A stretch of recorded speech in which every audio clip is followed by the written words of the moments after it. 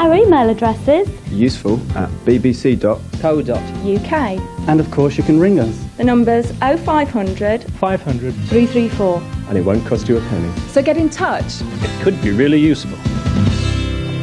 Well, Gina here is looking forward to hearing Vet Nigel Taylor run through what's an ideal meal for a pet dog. I'm sure it's not these treats that I'm feeding her. And do give us a call if you've had trouble finding your favourite albums on cassette. Now, the music shops seem to stock them less and less these days. They say it's because demand is so low. Now, if you've got a comment on that, do give us a call, 0500 500 334. Let us know what your experiences are. Also, we've got the king of complainers, David Walsh, with us this morning to tell us your rights about travelling by train. We'll be back in about 5 minutes.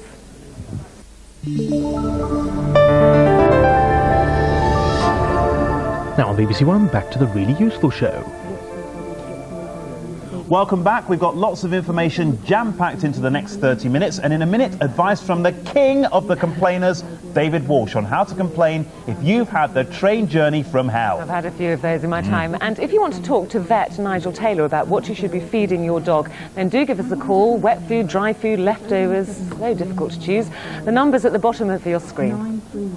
And later on, I'll be finding out about shopping with a difference, where you can cut out the middleman and go home with something like this. Brussels. And while Charlotte's been shopping for veg, Merrin's been scouring the UK for music cassettes. Now, they're a dying breed. We'll let you know in about 20 minutes. Nightmare train journeys. We've all had them. All sorts of things can and do go wrong. But perhaps the worst is trying to find a seat on an overcrowded train. On this show, we already know that playing sardines on the move is a pet hate of our reporter Paul Roseby. This is how he tackled the problem on the programme in September. Now, did you know that when you're forced to stand on a train like you are at the moment, this is a space that you're entitled to have. It's about 0.55 square metres, all right, so nobody must infringe on that space. Now, unfortunately, standing shoulder to shoulder, even with one of Paul's homemade space savers, hasn't made train travel any easier. So Paul's been back on board with a new secret weapon, and that's our consumer champion, David Walsh.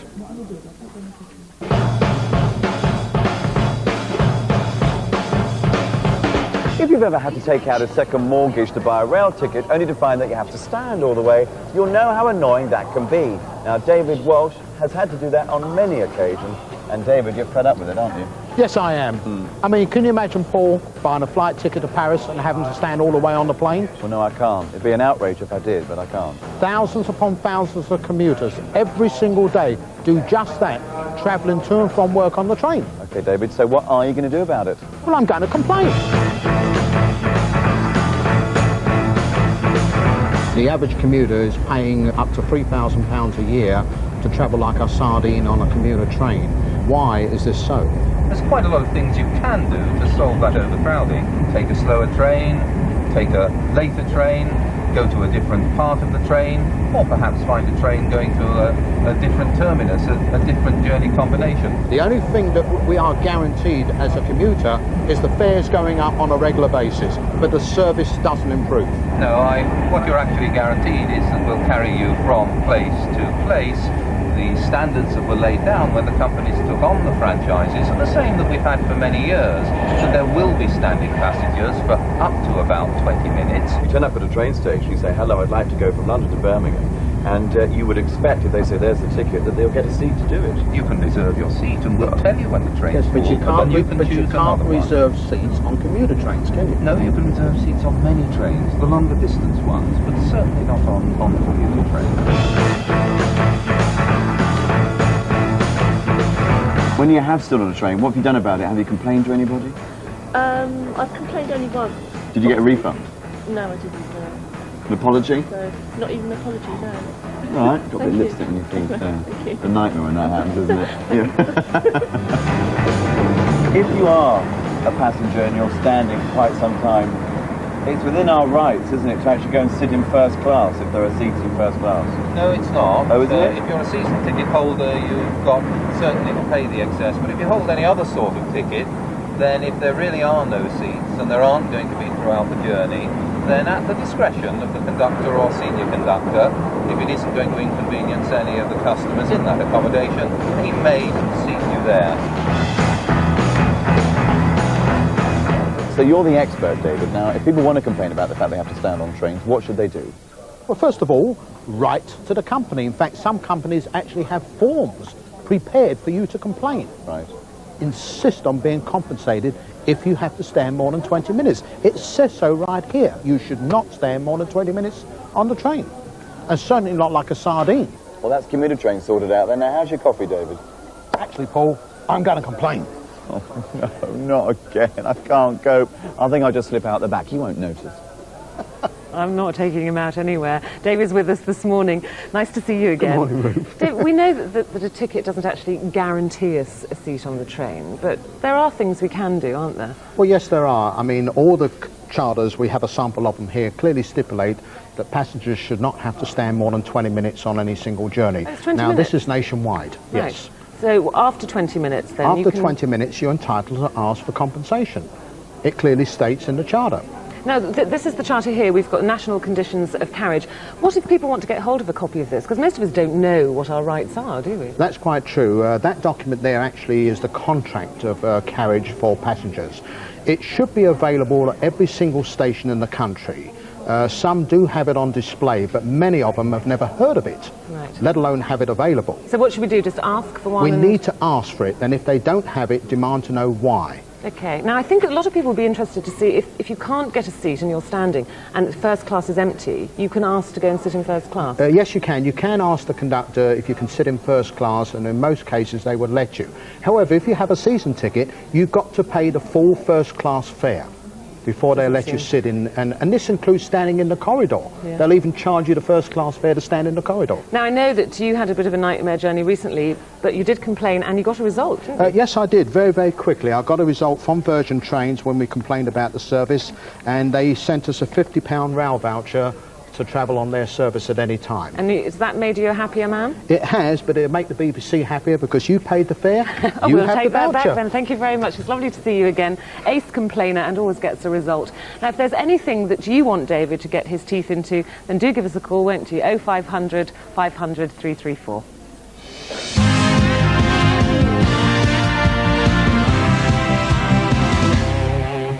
Now, yesterday on the programme, our reporter Paul Roseby once again was showing us how to get the best possible photos for your passports or travel IDs. Now, we had a number of suggestions from many of you, and we also had some calls from people who actually have difficulty getting into phone booths, and John's got some details of those. John's from our phone team. John, good morning to you. So, what calls have you had? Well, we've had some interesting calls, Tony. Colin Dodd from East London faxed us. He's a wheelchair user, and he says that means he can't get into a photo booth. All right. And Sheila Exton from South Wales agreed with that. She says photo booths are completely inaccessible Any for more people calls? in wheelchairs. Yeah, a couple more. Caller from Southend NC says there's no way you can go if you're a wheelchair user to have your photo taken. And Chris Saunders from Suffolk said that disabled viewers find it difficult to enter photo booths and even get into photographic studios. All right, well, this sounds like it's a bit of a big problem, really. Yeah, we were talking to Radar. They're the Royal Association for Disability and Rehabilitation. Their advice is to find a photographer who has accessible studios, but they found one in London. But there is some good news. A new Act of Parliament, the Disability Discrimination Act, could mean that all makers of photo booths will have to take reasonable steps to ensure that all new booths are accessible. So some good news, but it could be a little way off yet. Could be. Okay, all right. Well, don't hold your breath on that one, but please do keep the calls coming in. 0500 500 334. Still to come on today. It's really useful show. We found out if CDs are forcing tapes off the music shop shelves.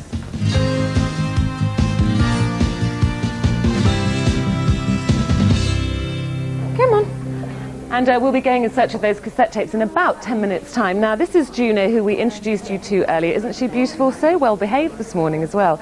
She's 8 months old and growing fast, so she's the perfect customer for the ever-expanding pet food market. Do you know we spend about £850 million a year on dog food, would you believe? So they're crying out for our custom. And we get a lot of questions from you asking what you should feed your pets and how. And the man should come and meet the vet. This is Nigel Taylor, and he'll have all the answers this morning. You've met Juno backstage, I'm sure. If we just hand her to Isabel, she's rather excitable. Thanks, Isabel. Nice to see you again, Nigel.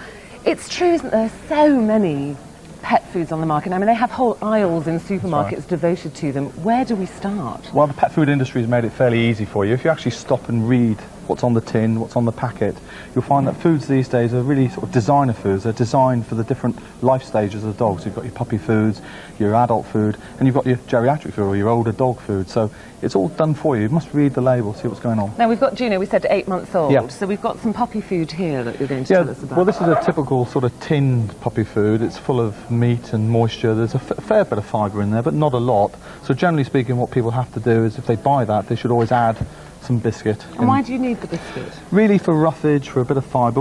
If a dog was to eat just the tinned meat by itself, it would pass through its digestive system very, very quickly and probably not give it a lot of goodness. So by mixing this in with it, you not only give it extra vitamins and minerals and fibre, but you're also actually slowing up the passage of the food, which is good for the dog. And how often should you feed a puppy? I mean, they'll eat every time you offer it, won't they? Yeah.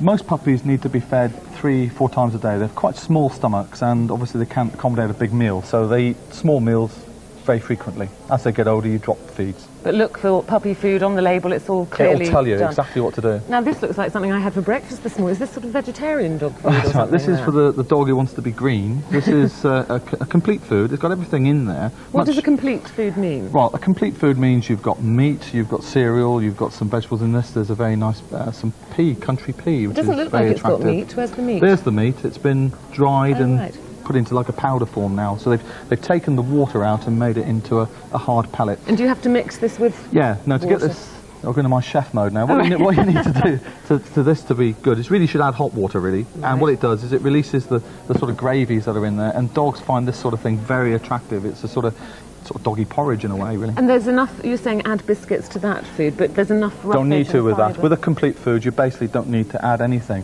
Some of the complete foods have gone even further and are actually biscuity, and I mean, you'd have no idea that there was plenty of meat and vitamins They don't and look cereal very there. appetising, those, do they? I have They to don't say. look appetising, but I bet you if we tried Juno on some, she'd have Shall we some. give Should we her give her a some? sausage? Yeah. Let's Juno, see. come and see me, June. There you go. There.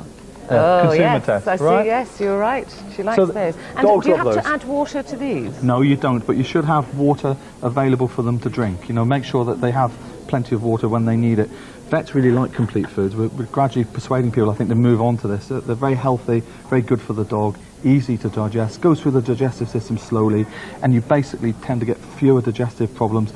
Dogs also have two little glands called scent glands under the tail, and if you feed this type of food, or this, you tend to get less problems with those than if you feed a meaty food. So these are really they're both complete foods. One you mix with water, one you don't, but you have to make sure they've got drinking Simple water. and comparatively inexpensive. And easy for us, really, isn't it? Very easy, yeah. Now, leftovers. I know you're probably going to say, don't give them leftovers, but we all do, don't we? Well, of course we do. I mean, leftovers will vary depending on, obviously, what people eat and what they leave over. What you've got to remember about dogs, when we domesticated dogs centuries ago, thousands of years ago, the way we domesticated them was by giving them our leftovers.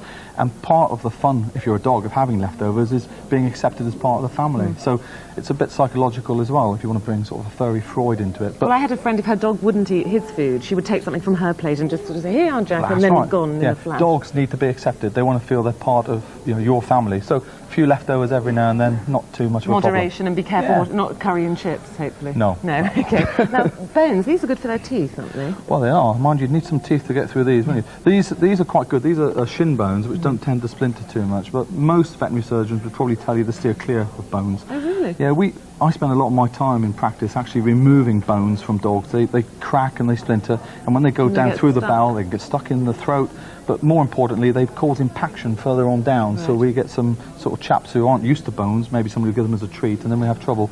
If you introduce your dog to a bone early on, you know, a lot of people do this, then yeah, they tend to be okay. I'd also be very wary of the synthetic bones, you know, the leather type chews and that. I've lost a few dogs with those. They can be swallowed whole, and they then act as a foreign body, which is not a good thing. But bones, yeah, in moderation. But if you're feeding those foods, you don't need bone, because in there That's good for their there's all the teeth too. there's all the calcium you need in those. Great, yeah. so really not too hot. Now, nothing on here I suppose you're supposed to give to a dog, but we've all done it, haven't we? Well, Treats, yeah. chocolate, lumps of cheese from the dinner table. It's much better for you and me than it is for them. Oh, would you like one? Oh, well, yeah. The reason being that as you can see, most of this is made from dairy produce, right? And anything that involves cow's milk, some dogs are a little bit allergic to the lactose in cow's milk, so you tend to be more prone to digestive upset. Okay, so not really very good. Not good. Vitamins. Now, do we need vitamins if they're having a balanced diet? Not really. I mean, if you're feeding one of the foods we've mentioned before, there's plenty of vitamins in there. Some of the giant breeds, you know, the Great Danes and the Newfoundlands, that sort of thing, need extra vitamins and supplements like extra calcium. So take your advice from the vet and from the food supplier about that. But really not necessary, but a much better treat than chocolate.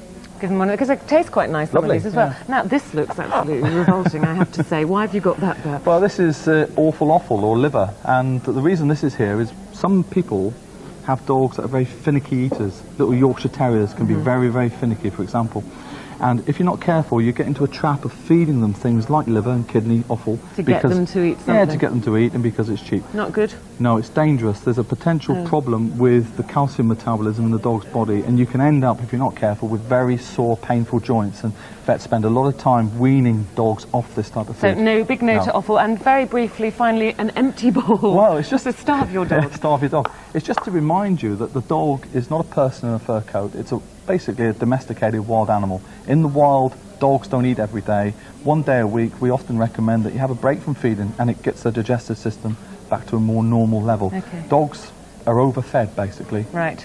So don't eat if it doesn't hurt them Doesn't hurt to to go without food. every now and then. Now, you're going to stay with us this morning, Nigel, aren't you? Lovely, yeah. Whenever we talk about pets, the phones light Okay, up over yeah. there. Thank you very much. If you've got anything you'd like to ask Nigel, then do give us a call. The number's there, 0500 500 334. I'll have one of those chocolates.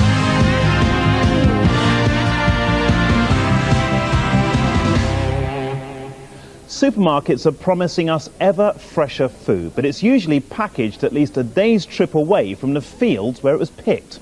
Well, Charlotte Smith's been to try out the first British market of its type to sell it straight from the farm. How many places can you buy Brussels sprouts like this and for just 60p? Well, this is no ordinary market. In fact, it's an American import. Forget out-of-town centres and hypermarkets. This farmer's market could be the next big thing in shopping. It's a really simple idea. Farmers and food producers from 35 miles around Bath come once a month to sell. It cuts out the middleman and means us consumers can talk to the people who grow the food and even get a taste before we buy. Given that the statistics are that the average supermarket carrot travels 2,000 miles, we thought, before it gets to your table, we thought that's one thing we want to try and cut out. The other strict criteria was that the producer has to sell. If you're a consumer, you're able to talk to the person that has produced that carrot, grew that carrot, smoked that meat, pickled that onion, whatever. They're the person that did it. Rob and Carrie Weston are organising an expedition. It's not climbing Everest, but shopping with 4 kids takes some planning. Today's mission, fruit and veg for 6. We're very lucky in Bath because we have had for several years a locally grown organic food delivery service, and most people don't even have that. The farmers market has added something even better than having that. There's more variety. You get to actually meet the people who are growing the food, ideas of what's coming on next season. In America, where we go on holiday, we do travel quite a bit further just to go to the farmers market. You can see the people that produce it and they're selling it. They like what they do. They do it because they love, they love the produce, and it certainly shows. I mean, the colours and the varieties they've got, and it's all seasonal stuff. It's not. I mean, you can get anything any time of the year. You can fly in from around the world, but this is local and it's seasonal and it's it tastes of what it is. I've never seen sprouts sold like that ever. The stems of sprouts are something we've been doing for about 10 years.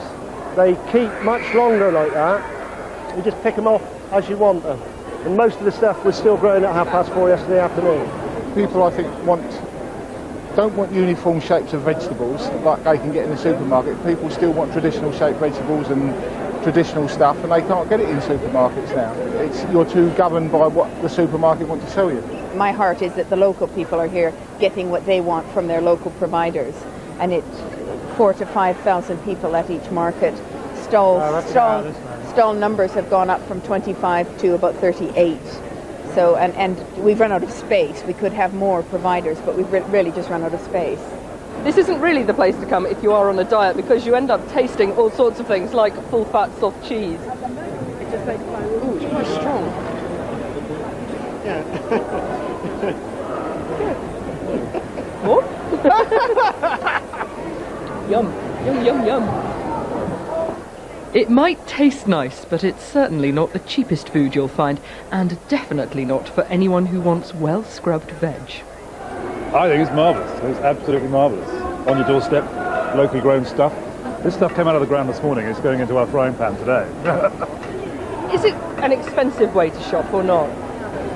I don't think so, not for the quality of the stuff you get, no, I don't. Will you come again? Would you use it again?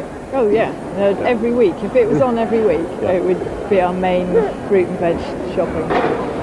This pilot scheme's been so successful that there'll be another market next month. The council's keen it continues in the new year and hopes that farmers' markets will sprout all over Britain.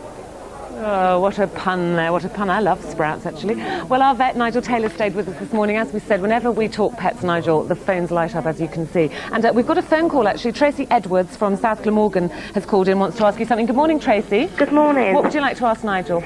Well, I've got a 9-month-old cross collie, and basically I just want to know what I should be feeding her. She's very fussy with her food. She doesn't always eat what I put down, and I'm just a bit concerned, really, because I don't know what I should be feeding her. Right, well, it goes back really to what we were saying. You need to go along to the supermarket or the pet store and maybe talk it over. Sometimes the pet shops are better at this because you can actually talk it over with the man behind the store, and he'll recommend some foods. Some of them are very good. They'll give you small samples, especially of the dry foods. Find one that's designed for a dog in her age group, and then basically just follow the instructions. You'll find that dogs that are fed tin food tend to wolf it down very quickly and maybe don't get a lot of goodness from it. Some days she doesn't touch it. So she doesn't touch it at all? Some days she doesn't eat it at all, no. Yeah, well that goes back to what I said to you earlier on, really. A dog really doesn't need to eat every day. People think of animals as people in fur coats, but they're not. They don't need all the meals that we do. So the odd day without food is actually perfectly normal behaviour. Oh, right. Excellent. Thank you very much for your call. Hope that's cleared that up a little for you. Thank you very much. Also, we've had Tony Rainbow from Bath has called, Nigel. He wants to know whether you would recommend vegetarian dog food. He's heard that there are vegetarian dog food. It's becoming quite a big thing, vegetarian dog food. You've got to be a bit careful with animals. I mean, let's move on to cats quite quickly. Cats cannot be vegetarian. They need amino acids which are not in vegetarian food. Dogs can, to a degree, be vegetarian. They're omnivores and you can feed them a vegetarian diet. But I think most veterinary surgeons would probably say they're better off having a mix of vegetarian and regular food. All right. Leanne Tipton's called from St Helens. She said she's got a 10-month-old boxer dog. Is feeding 2 tins a day plus a mixer, but this dog is still hungry. Is this normal? Well, for a boxer, anything's normal because basically all boxers, live to their own agenda. But dogs eating tin food will eat it very quickly, so you might find you can slow things down a bit and get the dog better into its diet if you give it a dry food, because it'll eat it slower. More slowly. The other thing worth checking, even though it's 9 months old, just make sure the dog's been wormed thoroughly. If the dog's got worms, it will give it so maybe an a trip to excessive the appetite. vet there, Leanne, to check for worms. Nigel, thank you very much for staying with us. Sorry, always running out of time here. No Thank you problem. for all your calls. Do keep them coming, won't you? 0500 500 324. Tony. All right, time now for a little music. Cue. They got there in the end, yes. Ooh, You Sexy Thing by Hot Chocolate. No references to Errol Brown, please. Currently everywhere because of the hit film, The Full Monty, the one where they all stripped off and everything. Now, as they say in the trade, it's available on all formats, CD, cassette, and vinyl. But lots of really useful show viewers have told us they can't always get their favourite albums on cassette. Now this morning, we've got useful advice if you're trying to get your hands on cassettes and failing miserably. Our reporter Mary Myatt has been looking into this one. Mary, good morning to you. Good morning. What's been going on there? I can't be the only person who's been out shopping for tapes in the last few weeks ready for Christmas. Hundreds of other people have been doing the same thing, and we've all come up with the same answer. There's less and less space in the shops, and therefore that means fewer and fewer cassettes. Why, you ask yourself? Yeah. Well, I decided it was about time to ask the industry one or two fairly pointed questions, and I've come up with some quite interesting answers.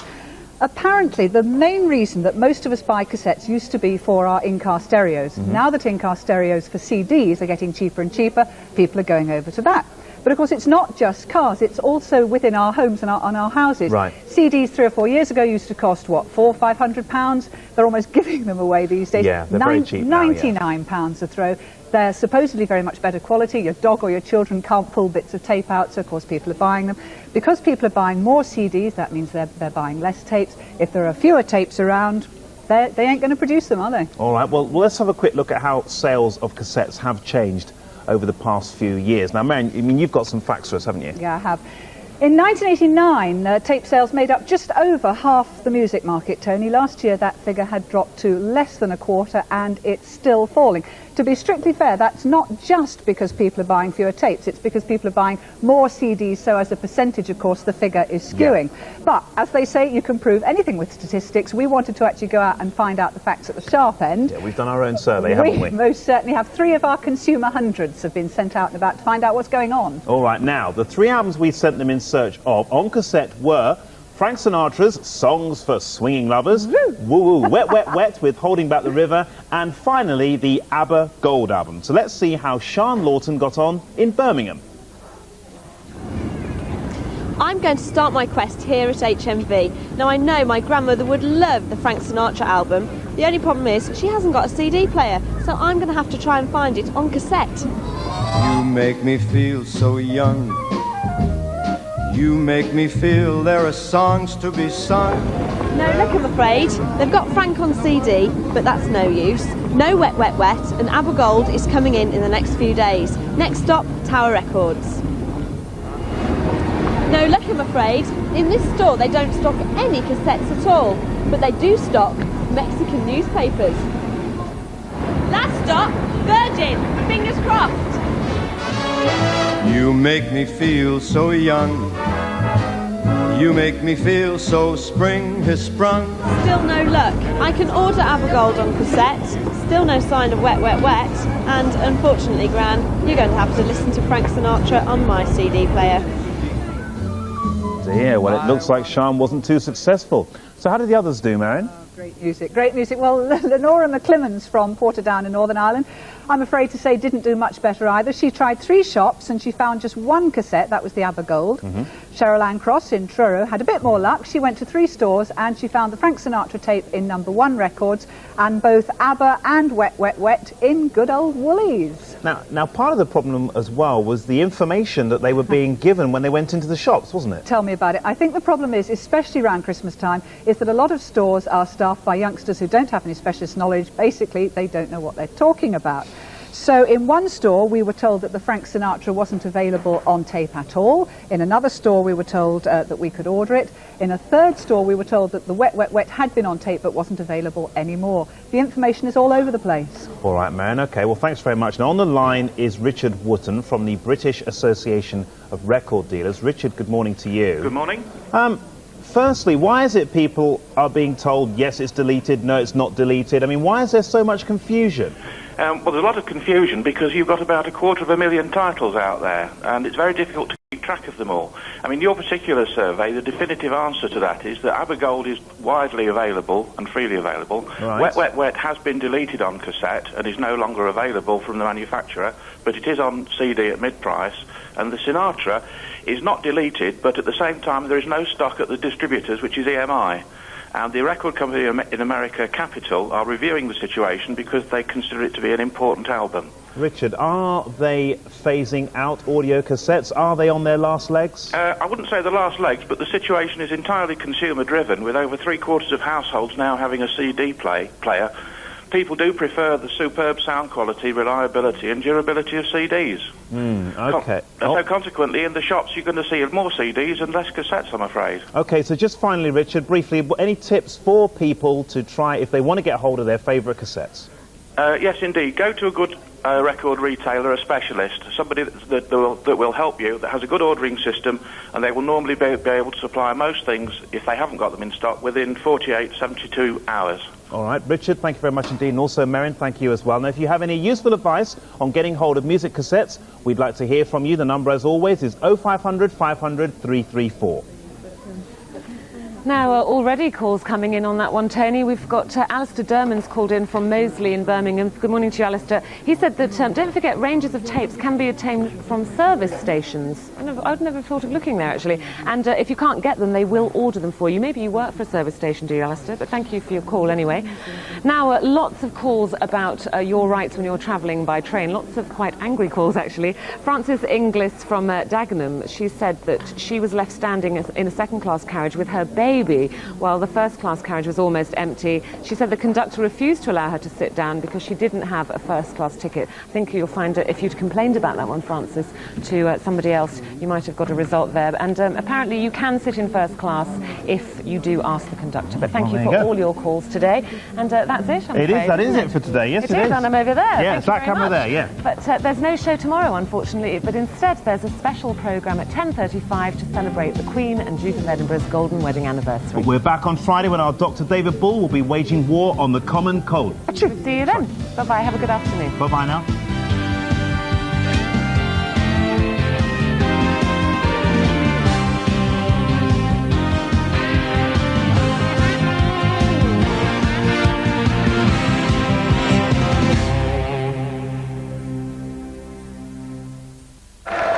Showtime. Lords, ladies and gentlemen. The players. Leave your rustic attitudes in the country. They will sit very awkwardly upon you in this town. The schemers. I promise you faithfully all the protection which it is in my power to give. It is but an office of charity to keep her from him. The lovers. My love for Miss Weston makes it necessary for me to keep well with this lady. Tom Jones enters London Sunday at 9 sharp on BBC One.